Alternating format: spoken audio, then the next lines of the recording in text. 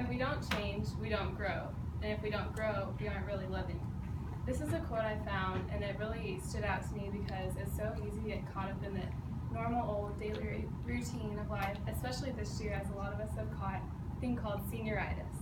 I find myself counting down the days until graduation, not sure if I should be more excited or more sad.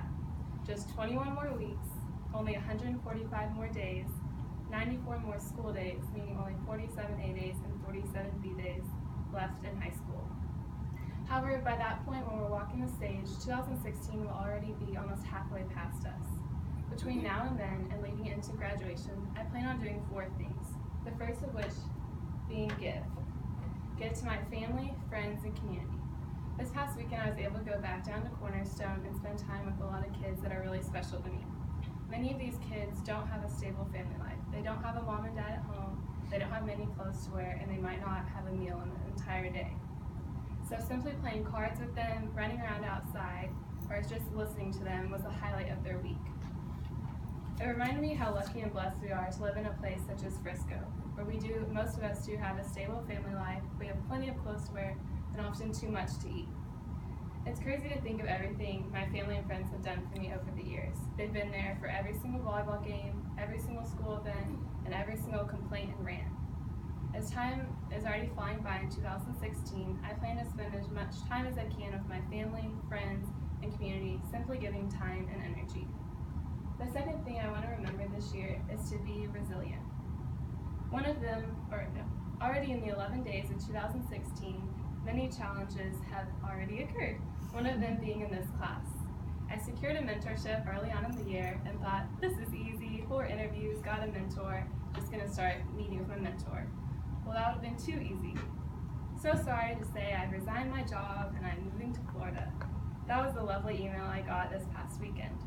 It was clearly not what I had intended, not what I wanted, but after reading that, I know that now it's time to pick up the phones, wise words of Mr. Hurdle, and begin finding maybe a better mentor and new opportunities.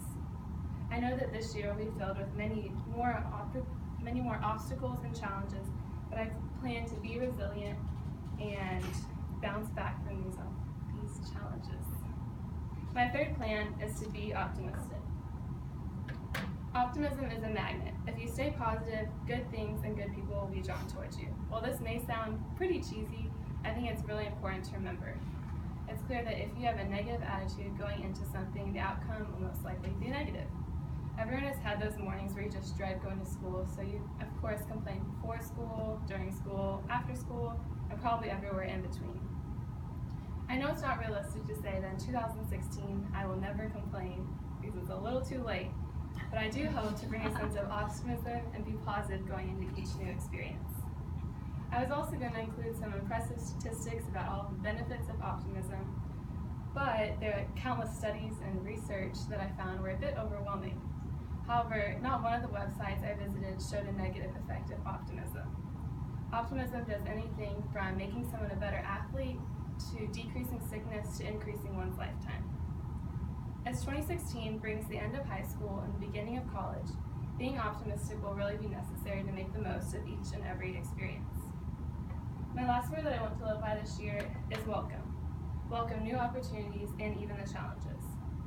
It's clear that college will bring about many new opportunities that are great, but also many unwanted and probably unexpected challenges. Being my pretty cautious self, I often find myself analyzing all the possible outcomes of a situation, worrying about what may go wrong or maybe why I shouldn't join that group or that club, when really I should just give it a shot. Try new things and embrace change. Change is inevitable going into college, but instead of worrying about the negatives, I plan to welcome the new opportunities and even the challenges. Going back to Gail Sheehy's quote, if we don't change, we don't grow. And if we don't grow, we really aren't living. So this year, I believe that I can grow by giving to my friends, family, and community, being resilient, being optimistic, and welcoming new opportunities and even challenges.